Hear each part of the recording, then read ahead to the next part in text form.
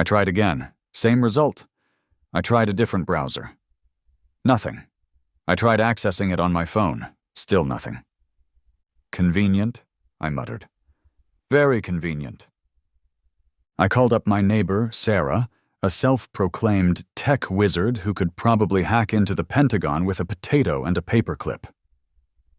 "Hey, Sarah," I said, trying to keep my voice calm. "The Emerald Heights HOA website, it's down. Can you take a look?" "Sure, Miles," she said. "Give me a few minutes." I waited, pacing my living room, my anxiety growing with each passing second. "Okay," Sarah said, her voice grim. "I'm in, and—" "Yeah, it's not down. It's been deliberately blocked. Specifically the financial records section. It only crashes when a homeowner from Emerald Heights tries to access it."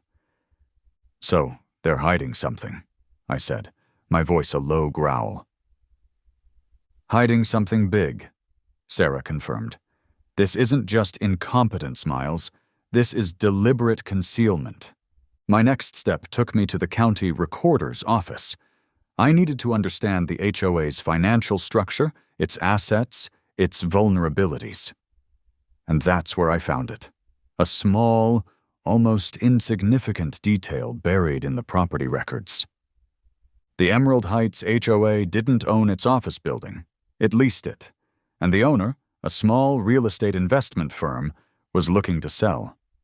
I checked the local listings. There it was. A slow smile spread across my face. "Eureka," I whispered. I called my real estate agent. "Brenda," I said, "I want to buy a building." "Okay," Brenda said, sounding slightly confused. "What kind of building?" "An office building," I said. "A small one, currently occupied by a very unpleasant tenant. I'm Miles, and I'm what you might call an HOA tolerator. I mean, I wasn't a fan of homeowners associations, per se. Who is? But the fees for our little slice of suburban paradise, Emerald Heights, were annoying, sure, but manageable. They claimed the money went towards neighborhood upkeep, which mostly seemed to involve repainting the community sign every few years and occasionally changing the flowers at the entrance. I never saw any real improvements, no new playground equipment, no upgraded walking trails, nothing. But hey, the grass was green, the streets were clean, and I generally tried to avoid unnecessary conflict. That was my philosophy. Live and let live. Pay your dues, and try not to think about where your money actually goes. Until, of course, they started messing with the money. It started innocently enough.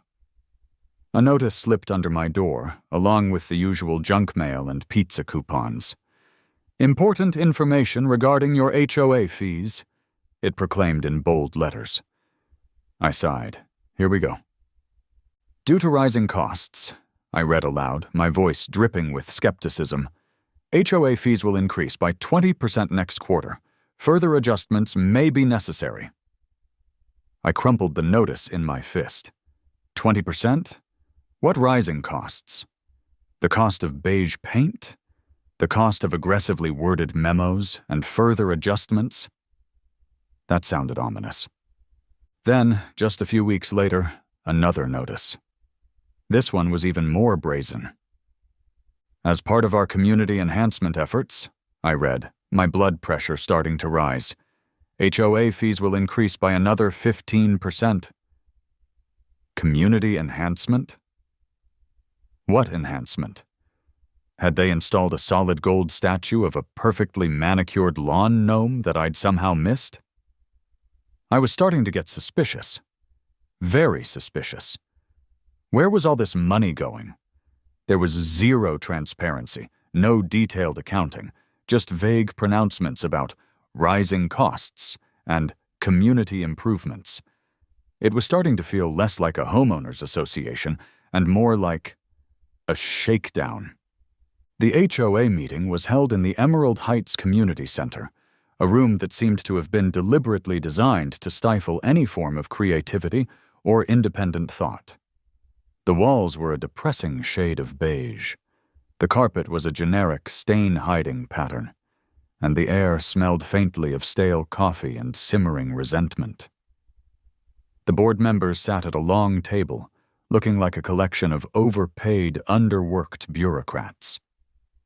There was a woman meticulously examining her cuticles, a guy who looked like he was about to fall asleep, and a couple of others who seemed to be actively avoiding eye contact with the residents.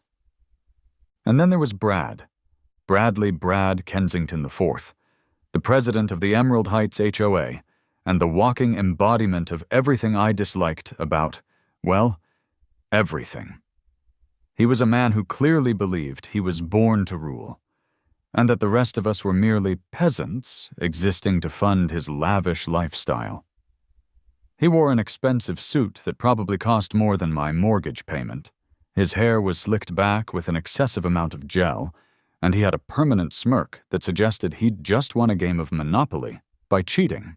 "We are here today," Brad announced, his voice booming through the room, "to discuss the recent adjustments to the HOA fees." He said adjustments, as if he were bestowing a great gift upon us. "Adjustments?" I spoke up, unable to contain myself. "You mean the massive increases? The ones with absolutely no explanation?" Brad fixed me with a condescending stare. "These increases, Mr. Miller," he said, his voice dripping with disdain, "are necessary for the community's continued success." "Success?" I repeated. "What success? The grass is still green. The streets are still paved. What exactly are we paying for?" "For the enhancement of Emerald Heights," Brad declared, gesturing vaguely around the room. "For the maintenance of our high standards. For the... He seemed to be struggling to come up with specific examples. "For your new cars," I suggested, glancing pointedly at the parking lot outside, where several board members had recently acquired suspiciously luxurious vehicles. A few nervous coughs echoed through the room. Brad's smirk vanished, replaced by a look of pure, unadulterated rage. "Mr. Miller," he said, his voice dangerously low, "if you can't afford to live in Emerald Heights, perhaps this isn't the neighborhood for you." The audacity, the sheer unmitigated gall!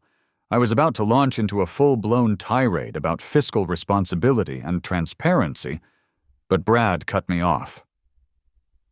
"Remember, Mr. Miller," he said, his voice dripping with menace, "failure to pay will result in penalties, late fees, interest charges, and ultimately, a lien on your property." He leaned back in his chair, his smirk returning. "We wouldn't want that, would we?" It was a threat, plain and simple. Pay up, shut up, or get out. But I wasn't going to be intimidated. Not by Brad, not by his cronies, and not by their ridiculous, unjustified fee hikes. Okay, Brad wanted a war? He was going to get one.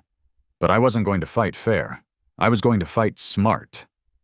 My first step: knowledge. I needed to understand exactly where my HOA fees were going, or, more accurately, weren't going. I started digging. I requested financial records from the HOA, citing my rights as a homeowner. I scoured the internet for any information on Emerald Heights finances.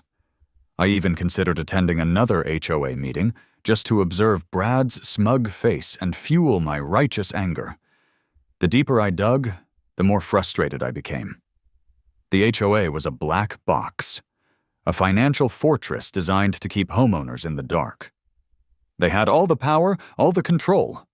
It felt overwhelming, like trying to fight a hydra cut off one head and two more would appear. I considered hiring a lawyer, but I wanted to gather more concrete evidence first. I needed something undeniable, something that would expose Brad and his cronies for the crooks they were. And then they made their next move. Another notice arrived in the mail. This one wasn't yellow or orange. It was crimson. A red notice. "Due to your continued complaints regarding HOA fee increases," I read aloud, my voice shaking with disbelief, An additional fee of $250 has been applied to your account for administrative processing. Administrative processing? For complaining? They were fining me for questioning them? This was beyond outrageous. This was personal. "You have got to be kidding me," I muttered, pacing my living room. $250? For what? For sending an email? For daring to ask where my money is going? I felt a vein throbbing in my forehead. This wasn't just about the money anymore. It was about the principle. It was about the sheer, unmitigated gall of these people. They thought they could just bully me into submission, silence me with fines, bleed me dry with their ridiculous fees. I logged into my HOA account online, expecting to see the $250 charge. What I saw instead made my blood run cold. It wasn't just $250, it was thousands of dollars. A mountain of mystery fees, late payment penalties, and violation assessments I'd never even heard of. Landscaping non-compliance fee, $500. Exterior paint color deviation fee, $750. Improper mailbox flag placement fee, $200. It was a laundry list of fabricated charges designed to drain my bank account and force me into submission. And at the bottom, in bold, menacing letters, failure to pay within 30 days will result in a lien being placed on your property. A lien on my house. They were threatening to take my home. "Okay, Brad, you want to play hardball? Let's play." My next move was to try and access the HOA's financial records online. Transparency, right? Ha! I clicked on the Financial Statements link on the Emerald Heights HOA website. Error 404, page not found. I tried again, same result. I tried a different browser. Nothing. I tried accessing it on my phone. Still nothing. "Convenient," I muttered. "Very convenient." I called up my neighbor, Sarah, a self-proclaimed tech wizard who could probably hack into the Pentagon with a potato and a paperclip. "Hey, Sarah," I said, trying to keep my voice calm. "The Emerald Heights HOA website. It's down. Can you take a look?" "Sure, Miles," she said. "Give me a few minutes." I waited, pacing my living room, my anxiety growing with each passing second. "Okay," Sarah said, her voice grim. "I'm in, and yeah, it's not down. It's been deliberately blocked, specifically the financial records section. It only crashes when a homeowner from Emerald Heights tries to access it." "So they're hiding something," I said, my voice a low growl. "Hiding something big," Sarah confirmed. "This isn't just incompetence, Miles. This is deliberate concealment." That was it. The final straw. I realized then that this wasn't just about fee increases or a power-hungry HOA president. This was about corruption.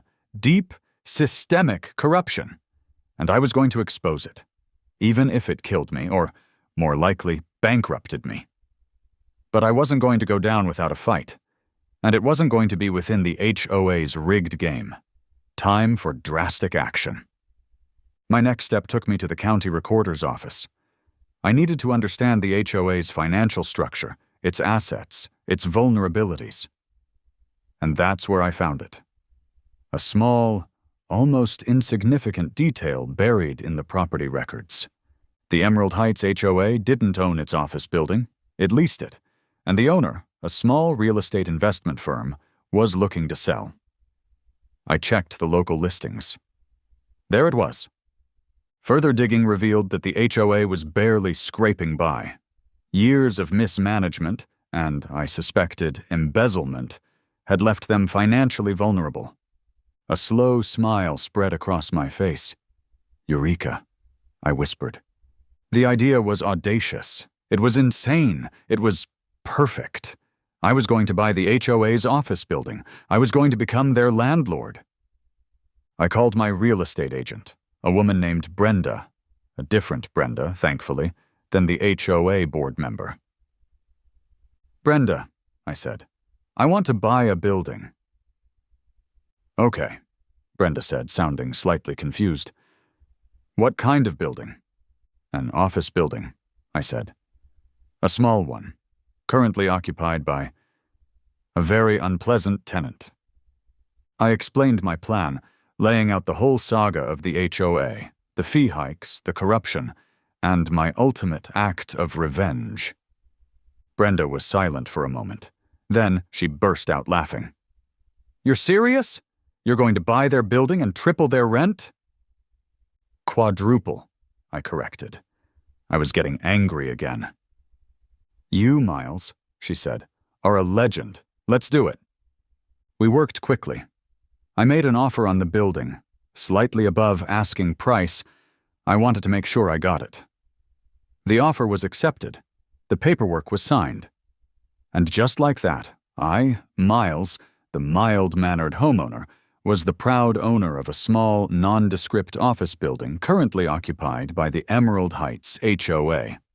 My next step was to send a formal notice to the HOA, informing them of the change in ownership and, of course, the new rental terms.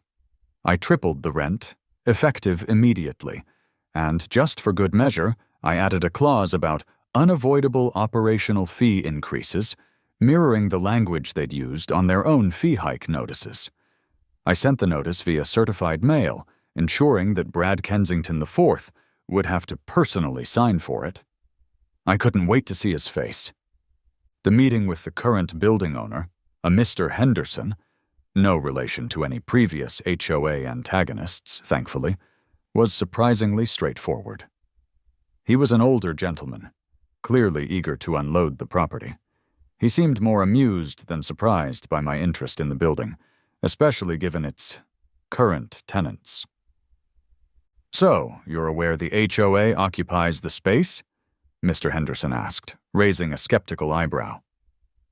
"Oh, I'm very aware," I said, a smile playing on my lips. "Let's just say I have a personal interest in their continued tenancy, or perhaps their lack of continued tenancy." Mr. Henderson chuckled. "Well, I won't pry, but I will say they haven't been the easiest tenants to deal with. Always complaining, always late with the rent. Good riddance, I say." And just like that, the deal was done.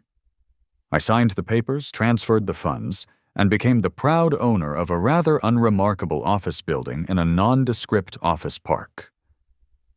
But this wasn't just any office building. This was the headquarters of the Emerald Heights HOA, my HOA.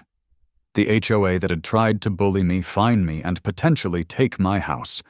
And now I held the keys to their kingdom. Literally. The feeling was exhilarating. It was a David and Goliath moment. Except David had bought Goliath's slingshot factory and was about to raise the prices on slingshot ammunition. I went from being a victim of their petty tyranny to being the one in control. It was a complete reversal of power, and I was going to savor every moment of it.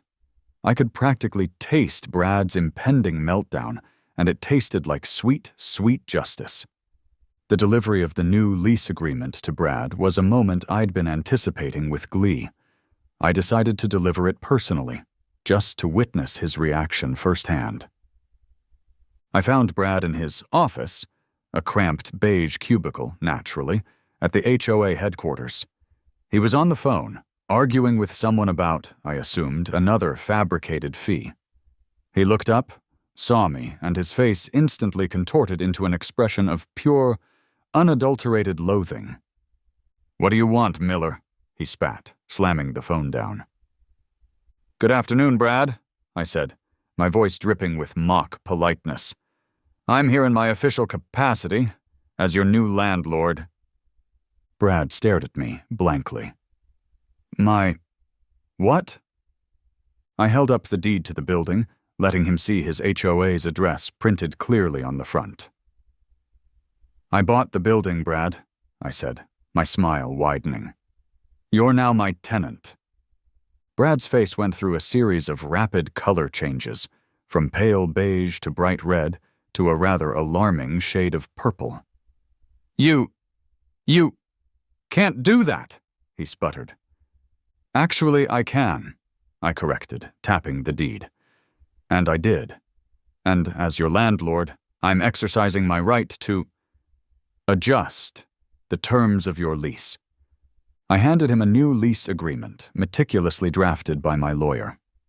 The key change: the rent had been tripled, effective immediately, and just for good measure, I'd included a section on unavoidable operational fee increases, mirroring the language the HOA had used on their own fee hike notices. Brad scanned the document, his eyes widening with each passing line. This is outrageous," he stammered. "This is illegal." "Perfectly legal, Brad," I said, shrugging. "You have a lease, you owe rent, and if you don't pay, well, you know how evictions work, don't you?" I paused for dramatic effect. "Business is business, Brad." Brad crumpled the lease in his fist, his face a mask of fury and disbelief. "Well, you think you've won, Miller," he snarled. "You think you can just buy your way out of this?" "I think," I said, my voice calm and even, "that I just bought you out, Brad, and I'm calling an emergency meeting of your board." He looked utterly defeated. The emergency HOA meeting, held in my building, the irony was delicious, was a masterpiece of chaos. Brad, looking like he hadn't slept in days, tried to rally his remaining supporters, claiming I was abusing my power, acting out of spite, and generally being a bad landlord. "He's tripled our rent!" Brad shrieked, his voice cracking with desperation. "He's trying to bankrupt us! He's evil!" "I'm simply exercising my rights as the property owner," I countered, calmly addressing the room. "The HOA has a lease agreement. They need to pay rent, just like any other tenant." The homeowners, however, were no longer buying Brad's rhetoric. The whispers had started. The rumors of financial mismanagement, of luxury cars, of mystery fees. And now, the blatant, undeniable evidence of Brad's incompetence, and quite possibly corruption, was staring them in the face. "Where's the money, Brad?" one homeowner shouted from the back of the room. "Where did all our fees go?" "Yeah," another chimed in. "We haven't seen any improvements, just increases." Even some of the board members were starting to turn on Brad. One of them, a surprisingly assertive woman named Susan, who I'd previously dismissed as a Brad loyalist, spoke up. "Bradley," she said, her voice firm, "I think it's time for a full and transparent accounting of the HOA's finances. We need to see where the money has been going." And then, the final nail in the coffin. A homeowner who also happened to be a lawyer stood up. "Brad," he said, his voice calm but firm, "if you can't provide a satisfactory explanation for these discrepancies, and if you can't pay the rent, you're not just facing eviction, you're facing potential legal action. Embezzlement, fraud, these are serious charges." The meeting dissolved into chaos.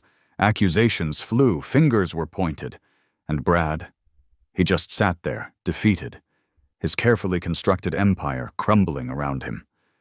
The aftermath was swift and decisive. My lawyer initiated a full audit of the HOA's finances. The results were even worse than I'd imagined. It turned out that Brad and his cronies hadn't just been mismanaging funds, they'd been actively embezzling them, diverting HOA fees into their own personal accounts, using the money for lavish vacations, expensive cars, and, in Brad's case, a suspiciously large collection of designer sweater vests. The police were called. Brad and his accomplices were arrested, charged with fraud and embezzlement. The HOA, riddled with debt and scandal, was forced to dissolve. Brad was removed from the neighborhood, banned from ever holding an HOA position again, and, I heard through the grapevine, was last seen working as a telemarketer, presumably still wearing his beige sweater vests. It's been a year since the great HOA takedown, as it's now, unofficially, known in Emerald Heights. And life, I must say, is significantly less beige. The oppressive cloud of the HOA has lifted, replaced by a sense of freedom, a feeling that we, the homeowners, are finally in control of our own destinies and our own landscaping choices. As for the former HOA office building, well, it's still there. I haven't quite decided what to do with it yet.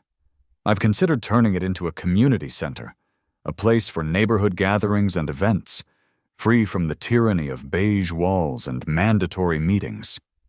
I've also thought about renting it out to small businesses, maybe a yoga studio or a coffee shop, something that would actually benefit the community. Or, and this is my personal favorite, turning it into a giant escape room, with each room themed around a different HOA horror story. The possibilities are endless. The neighborhood itself has undergone a transformation. Without the constant threat of fines and violation notices, people seem happier, more relaxed, more willing to express themselves. There are more colorful flowers, more personalized landscaping, even a few, tastefully done, of course, garden gnomes. It's like Emerald Heights has finally exhaled. My brief moment of internet fame was interesting. Man buys HOA office, evicts HOA, the headlines proclaimed. I became a minor internet hero, a symbol of resistance against petty bureaucracy and overreaching authority. I received messages of support from people all over the country, sharing their own HOA horror stories and congratulating me on my victory. It was fun, but fleeting. I'm happy to be back to being just Miles, the guy who took down the HOA. A new family moved into Brad's old house a few months ago. The new neighbor, a friendly guy named Kevin, stopped by one day while I was watering my, now HOA rule-free, lawn. "So," Kevin said, gesturing towards the empty office building down the street, "why doesn't this neighborhood have an HOA anymore?" I grinned, leaning on my garden hose. "Oh," I said casually, "just an HOA misunderstanding." Kevin raised an eyebrow. "A misunderstanding?" "Yeah," I said, nodding. "Long story. Involves some fee hikes, a corrupt HOA president, and, well, let's just say I ended up owning their office building, and they couldn't afford the rent." Kevin stared at me, speechless for a moment. Then he burst out laughing. "You're kidding, right?" "Nope," I said, shaking my head. "Completely true story." "Wow," Kevin said, shaking his head in disbelief. "That's amazing. You're like a legend." "More like a legend in my own mind," I said, chuckling. "But I'll take it." And as I stood there, in my HOA-free neighborhood, with the sun shining and the birds singing, and no fear of a violation notice for excessive bird chirping, I felt a deep sense of satisfaction. Justice had been served. The bad guys had been defeated. And I, Miles, the accidental landlord, had played a small part in making Emerald Heights a little bit brighter, a little bit more colorful, and a whole lot less beige. I might even use my newfound landlord skills for good. Maybe I'll start a scholarship fund for students who've been victimized by overly strict HOAs. Or perhaps I'll just continue to use my powers for my own amusement. Either way, the future looks bright. And as long as there are power-hungry HOA presidents out there, I'll be ready. With my deeds, my leases, and a healthy dose of righteous indignation. "Sarah," I said, trying to keep my voice calm. "I want to buy Sunridge Estates," I repeated. "All of it." Another silence. "You're serious, aren't you?" "Dead serious," I said. "This is insane." My journey to suburban warfare began, ironically, with a quest for peace. I'd spent my 20s building a tech startup, pouring every ounce of my energy into coding, marketing, and endless rounds of venture capital pitches. When Meta finally bought us out, I was, to put it mildly, financially comfortable. But I was also exhausted, burnt out, and desperately in need of a change of pace, so I did what any newly minted, slightly bewildered millionaire would do. I bought a house in the suburbs, Sunridge Estates. It sounded idyllic, peaceful, the perfect place to decompress, recharge, and enjoy the fruits of my labor. I pictured myself grilling on the patio, maybe taking up gardening, and generally living a quiet, uncomplicated life. I wasn't your typical millionaire. I didn't want a yacht or a private jet. I just wanted a comfortable house, a decent grill, and the freedom to do whatever I wanted with my own damn property. Apparently, that was too much to ask, I thought, as I surveyed my new, surprisingly spacious backyard. It had a nice lawn, a few mature trees, and plenty of room for, well, whatever I wanted. I should have known that moving into a neighborhood with an HOA was like signing up for a lifetime subscription to petty tyranny. The first red flag should have been the welcome basket, which included a meticulously organized binder of HOA rules and regulations, thicker than War and Peace. My first encounter with the dark side of suburbia came in the form of a crisp, white envelope slipped under my front door. It was a Welcome to Sunridge Estates letter, followed by a friendly reminder about several neighborhood guidelines, and a warning. Apparently, my garden gnome, a cheerful little fellow named Gary, was unauthorized. The letter was signed in a meticulously neat cursive script by Gerald T. Higginbotham, President, Sunridge Estates Homeowners Association. Gerald T. Higginbotham. The T stood for tyrannical, I suspected.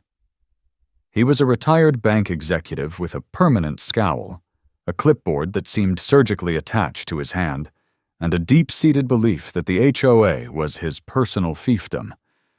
He was the kind of guy who probably ironed his socks and alphabetized his spice rack by Scoville units. I pictured him as the type who measured his lawn with a ruler and reported any dandelion that dared to show its yellow head. A few days later, Gerald himself appeared on my doorstep, clipboard in hand, ready to deliver his friendly reminder in person. "Mr. Davis," he began, his voice a dry, nasal drone, "I see you've received our welcome letter. I trust you're familiar with the HOA guidelines?" "I skimmed them," I admitted.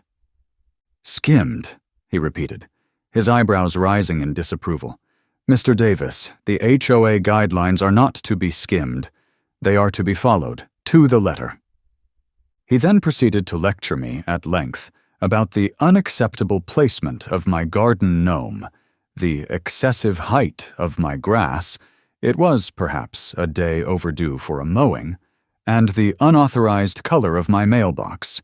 It was a standard dark green mailbox, but apparently not the right shade of dark green. It was a masterclass in petty tyranny, a performance designed to establish dominance and crush any hint of independent thought. The gnome incident was just the beginning.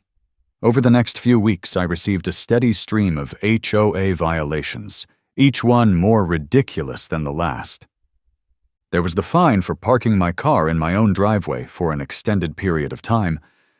It was there for 2 days while I was on a weekend trip. There was the warning about my excessively festive holiday decorations, a single string of colored lights deemed too bright and distracting. There was the complaint about the unruly growth of my rose bushes.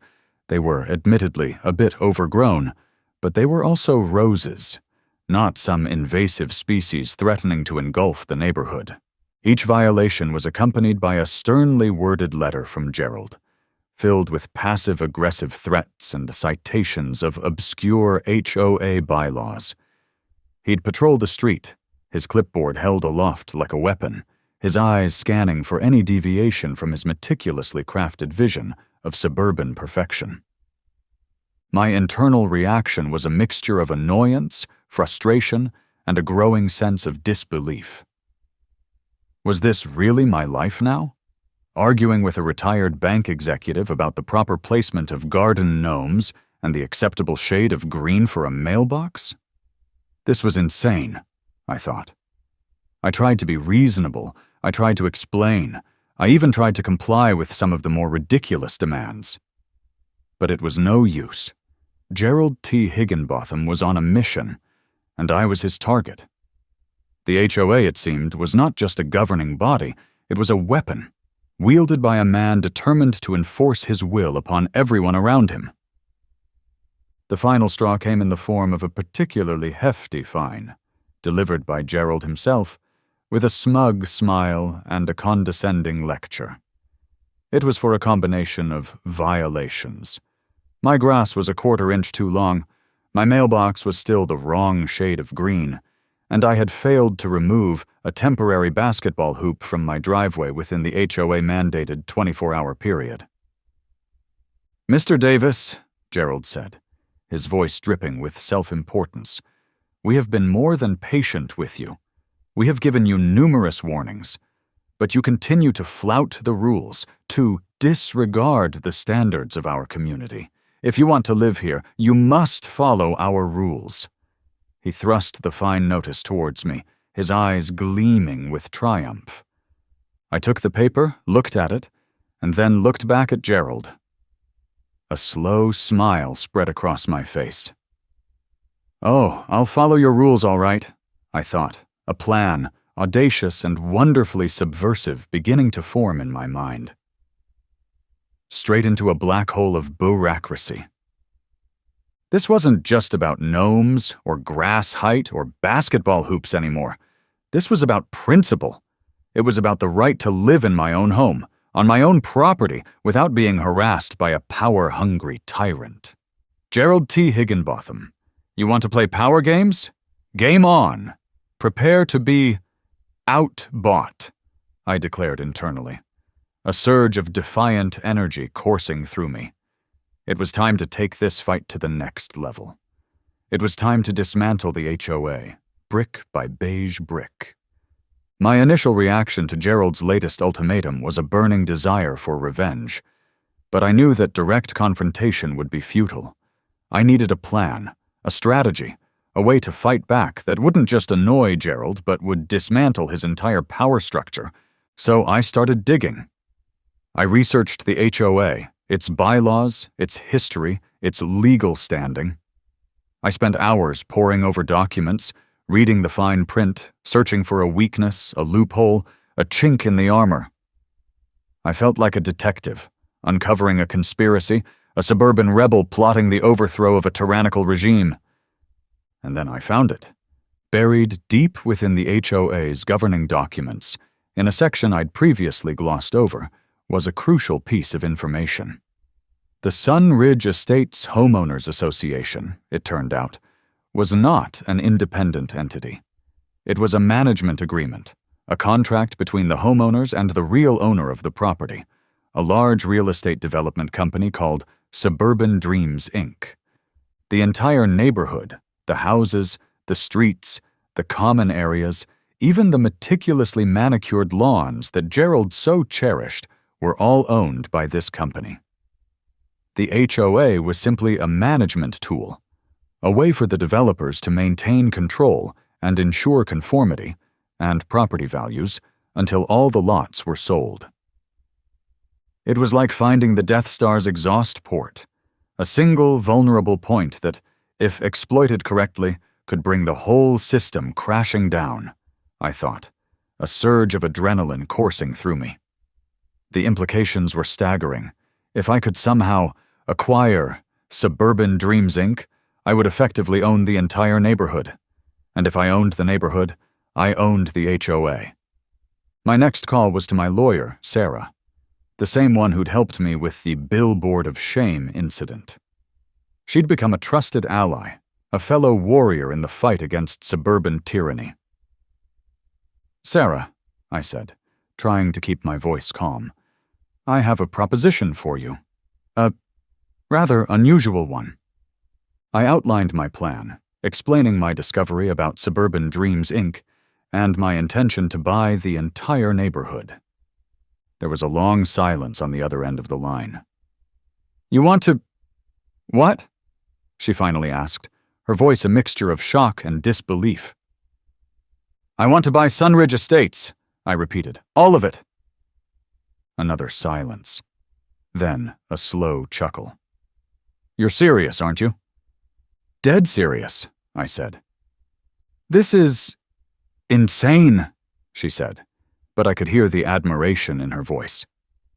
"It's also brilliant, absolutely gloriously brilliant." Next, I called my financial advisor, Mark. His reaction was similar. Initial shock, followed by a grudging respect for the sheer audacity of the plan. "It'll cost a fortune, you know," he warned me. "I know," I said, "but think of it as an investment in peace of mind, and a very large, very satisfying screw you to Gerald T. Higginbotham." Mark laughed. "Okay," he said. "Let's do it. Let's buy a neighborhood." With Sarah and Mark on board, the wheels were set in motion. Sarah began researching the legal intricacies of the deal, while Mark started crunching the numbers and arranging the financing. The plan was audacious, bordering on insane, but it was also, I believed, perfectly achievable. The negotiation process was a whirlwind of conference calls, legal documents, and high-stakes financial maneuvering. Suburban Dreams, Inc., it turned out, was not entirely opposed to selling. They were a large corporation, and Sunridge Estates was just one small piece of their vast portfolio. They were primarily interested in the bottom line, and my offer, while certainly unexpected, was generous. Sarah, a master negotiator, played hardball. She identified weaknesses in the HOA's management agreement, pointed out potential liabilities, and generally made it clear that selling to me was the easiest and most profitable option for the company. There were hurdles, of course. There were legal complexities, zoning regulations, and endless paperwork to navigate. There were moments when I doubted whether the deal would actually go through, moments when I questioned my own sanity. Buying a single house was stressful enough. Buying an entire neighborhood was a whole new level of anxiety. But finally, after weeks of intense negotiations, the deal was struck. I, the former tech entrepreneur, the guy who just wanted a quiet life in the suburbs, was now the proud owner of Sunridge Estates. Every house, every street, every blade of grass, every meticulously manicured flower bed, every garden gnome, it was all mine. It was the most insane, most extravagant, most satisfying purchase of my life. I'd just bought an entire neighborhood just to spite one power-hungry HOA president, I thought, staring at the signed contract, a feeling of giddy triumph washing over me. It was a victory beyond my wildest dreams, a power move so audacious, so unexpected, that it would leave Gerald T. Higginbotham speechless. And that, I realized, was the best part of all. The key to my plan was secrecy. I didn't want Gerald or anyone else in the HOA to know about the purchase until the moment was right. I wanted to savor the surprise, to relish the look on their faces when I revealed my ultimate power move. So I kept quiet. I continued to play the role of the disgruntled homeowner, attending HOA meetings, enduring Gerald's lectures, and even paying the, now utterly meaningless, fines. I was like a coiled spring, a volcano waiting to erupt, a Viking warrior preparing to unleash his fury. In the meantime, I started working behind the scenes. I reviewed the HOA bylaws, the management agreement, and all the other relevant documents, familiarizing myself with the intricacies of my new position. I discovered that, as the owner of the development company, I had virtually unlimited power. I could change the rules, I could fire the board, I could even, if I wanted to, dissolve the HOA entirely. I prepared a folder, a thick binder filled with my new rules, my new vision for Sunridge Estates. It was a manifesto of freedom, a declaration of independence from HOA tyranny. It was the antithesis of everything Gerald T. Higginbotham stood for, and I couldn't wait to unleash it. The stage was set, the players were in position, and the final, glorious act of my suburban revenge was about to begin. The next HOA meeting was, predictably, a Gerald T. Higginbotham production. He'd scheduled it specifically to address my latest violation, a temporary inflatable hot tub that I'd set up in my backyard. Apparently, it was too visible from the street and disrupted the neighborhood aesthetic. I arrived at the meeting, calm, confident, and carrying a large unmarked folder. I took my usual seat in the back row, a picture of quiet defiance. The room was filled with the usual suspects, the timid retirees, the nosy neighbors, and the handful of Gerald's loyal sycophants, all eager to witness my public shaming. Gerald, perched at the head table like a judge presiding over a trial, began the meeting with his usual self-important pronouncements. He droned on about community standards, property values, and the importance of maintaining a harmonious aesthetic. He then launched into a lengthy and frankly boring lecture about the proper placement of inflatable hot tubs, citing obscure bylaws and referencing, incorrectly I suspected, various architectural principles. He was clearly enjoying himself, relishing the opportunity to flex his power and humiliate me in front of the assembled neighbors. He was building up to the grand finale, the moment when he would impose yet another ridiculous fine, another petty punishment for my refusal to conform. And that's when I made my move.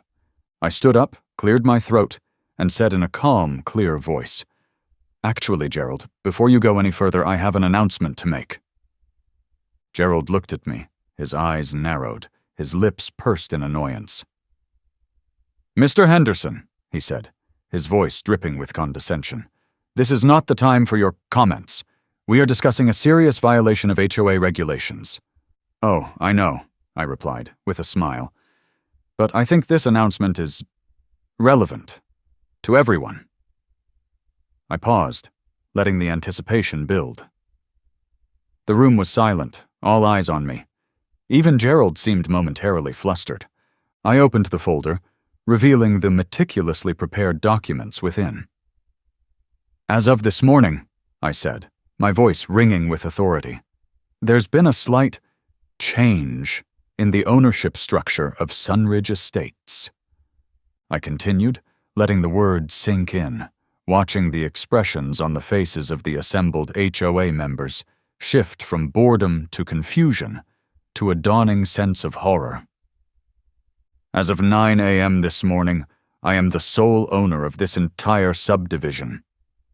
The room erupted in chaos, whispers, murmurs, gasps of disbelief. Gerald's face, which had been a mask of smug satisfaction just moments before, went pale. He looked like he'd just swallowed a lemon, whole. This, you can't do that," he sputtered, his voice cracking with outrage. He stood abruptly, knocking his meticulously arranged papers onto the floor. "Oh, I can, and I did," I replied calmly. "Check the county records, Gerald. It's all perfectly legal. I bought Suburban Dreams, Inc., the development company that owned Sunridge Estates, lock, stock, and garden gnomes." A neighbor, Mrs. Gable, of the infamous petunia and wind chime complaints, let out a gasp and spilled her coffee, the hot liquid splashing onto the beige carpet. It was a perfect symbol of the chaos that was about to engulf the HOA. Gerald's carefully constructed world was crumbling around him. His power, his authority, his entire reason for being was dissolving before his very eyes. He stammered, he fumed, he tried to bluster, but it was no use. The other HOA members, sensing the shift in power, looked at him with a mixture of fear and pity. They'd been loyal to him for years, blindly following his ridiculous rules, but now they saw him for what he was, A petty tyrant, stripped of his authority, a king without a kingdom. With Gerald temporarily speechless, a rare and beautiful sight, I took control of the meeting. I opened my folder and began reading out the new rules, the new vision for Sunridge Estates. First order of business, I declared. All outstanding HOA fines are hereby forgiven. Consider it a fresh start. A collective gasp of relief went through the room. Secondly, I continued, the following rules are hereby abolished. The restrictions on mailbox color, the limitations on holiday decorations, the ban on garden gnomes, basically all the ridiculous rules that have made living in this neighborhood a living hell for the past few years. A wave of murmurs and applause swept through the room. People were actually smiling. And finally, I said, my voice rising with dramatic flair, I hereby decree that Sunridge Estates shall henceforth be a community of fun, creativity, and individual expression. We shall embrace diversity, encourage eccentricity, and celebrate the unique character of each and every homeowner. I then proceeded to read out a list of new guidelines designed to foster a more relaxed and enjoyable atmosphere. Mandatory fun, gnome encouragement zones, maximum grass height, knee-high, or whatever, honestly. Holiday decorations encouraged, the more outrageous the better. Driveways are for parking, playing, and generally enjoying life, and, my personal favorite, fines are illegal. The HOA is now a community social club only. The reaction was overwhelming. People cheered, they clapped, they even started chanting my name. It was a scene of pure, unadulterated joy, a celebration of freedom from HOA tyranny. But I wasn't finished yet. There was one final, crucial step to complete my suburban revolution. And now, I said, turning my attention back to Gerald, who was still standing at the podium, looking like a deflated balloon, there's the matter of the HOA board. I paused for dramatic effect. Gerald, I said, my voice dripping with mock sympathy, you've served this community diligently for many years, but I think it's time for a change, a fresh start. I gestured towards the assembled HOA board members, a collection of Gerald's loyal and now thoroughly terrified followers. Effective immediately, I declared. The current HOA board is dissolved. You're fired, all of you. Gerald's reaction was, predictably, apoplectic. He sputtered, he fumed, he threatened legal action, but it was all for naught. I was the owner, and I had the legal right to do whatever I wanted. I then proceeded to appoint a new HOA board, hand-picked from the most laid-back, fun-loving, and generally anti-Gerald residents of Sunridge Estates. Mrs. Gable, surprisingly, was my first choice. She had always secretly hated Gerald. Mr. Henderson, the gnome enthusiast, was another. I even appointed a few of the teenagers who'd been harassed by the HOA over the years. It was a complete and utter reversal of power, a glorious revolution, a suburban coup d'etat. And it was all thanks to Gerald T. Higginbotham's obsession with rules and regulations. He'd pushed me too far, and I'd pushed back. And I'd won, big time. Gerald T. Higginbotham's response to my hostile takeover of Sunridge Estates was, predictably, a mixture of outrage, denial, and threats. He threw a fit of epic proportions, stomping his feet, sputtering insults, and vowing to fight this injustice to the bitter end. He threatened to sue me, to sue the development company, to sue the entire neighborhood, if necessary. But it was all for naught.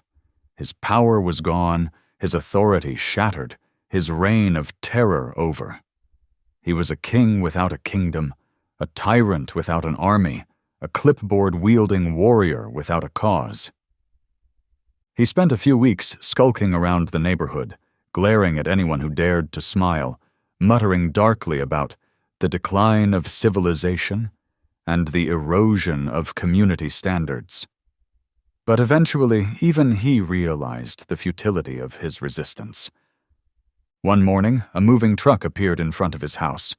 He supervised the loading of his meticulously organized belongings, his face a mask of bitter resentment.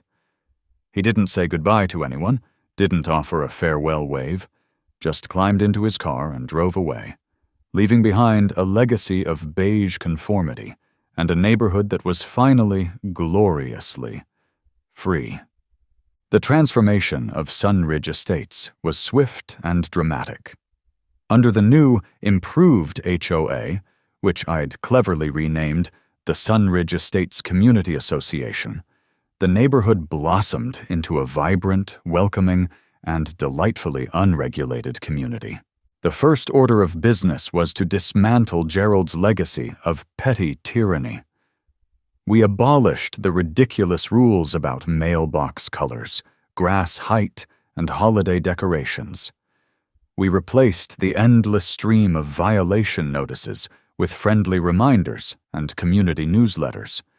We even organized a Gnome Liberation Day, encouraging residents to proudly display their previously forbidden garden ornaments. But we didn't stop there. We transformed the HOA from a force of restriction into a force for fun. We organized neighborhood BBQ nights, complete with live music, inflatable bouncy houses for the kids, and, of course, an open bar. We established a community beer and pizza fund, ensuring that no gathering would ever be without refreshments.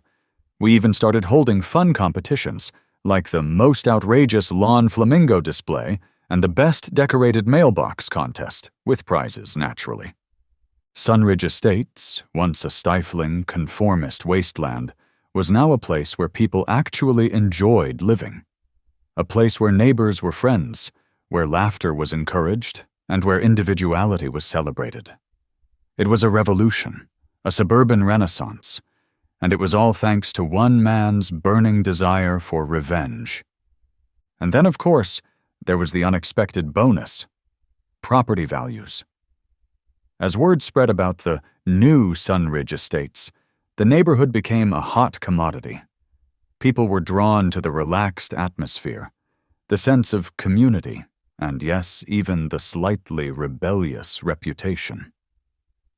Houses that had been languishing on the market for months were suddenly selling for above asking price. Real estate agents started using the phrase HOA-free living in their listings, a not-so-subtle dig at the old regime. The neighborhood, once known for its stifling rules and regulations, was now being touted as a haven for free spirits, a place where you could actually live your life without fear of being fined for having the wrong shade of petunias. The irony, of course, was delicious. Gerald T. Higginbotham, in his obsessive quest to maintain property values through conformity, had actually depressed them. It was only by embracing individuality, by rejecting his narrow vision of suburban perfection, that we'd unlocked the true potential of Sunridge Estates. To commemorate our victory, and to ensure that the spirit of Gerald T. Higginbotham never again darkened our doorstep, I instituted an annual tradition: the Gerald Memorial Party. He wasn't actually dead, of course, just dead to us. It was held every year on the anniversary of my neighborhood purchase, a day that would forever be known in Sunridge Estates lore as Independence Day. It was a raucous, joyous celebration, a festival of freedom, a giant middle finger to the very concept of HOA tyranny. We'd have live music, food trucks, games, and of course a ceremonial burning of an effigy of Gerald, made from recycled HOA violation notices, naturally. It was a chance for the community to come together, to celebrate our newfound freedom, and to remember the dark days of the past, lest we ever be tempted to return to them. A year after my suburban coup, a new family moved into Gerald's old house. The husband, a friendly, unassuming guy named Mike, stopped by one afternoon to introduce himself. "So," he said, after we'd exchanged the usual pleasantries. "I hear there's an HOA in this neighborhood. Is it strict?" He looked slightly apprehensive. I chuckled. "Oh, buddy," I said, shaking my head. "We don't do that here." I gave him a quick rundown of the history, careful to make clear that the days of strict rules and measuring grass were well in the past. He looked relived and laughed, and then wandered off to explore the neighborhood, with a spring in his step and an appreciation for just how good he had it. Who knew that a garden gnome and a burning desire for revenge could lead to all this? I guess sometimes you just gotta buy an entire neighborhood to find your peace, I thought, watching him go, a profound sense of satisfaction washing over me. It had been a long, strange, and utterly ridiculous journey, but it had all been worth it. I raised my glass in a silent toast. To Sunridge Estates, may it forever be a haven for those who believe that life is too short for beige and bylaws,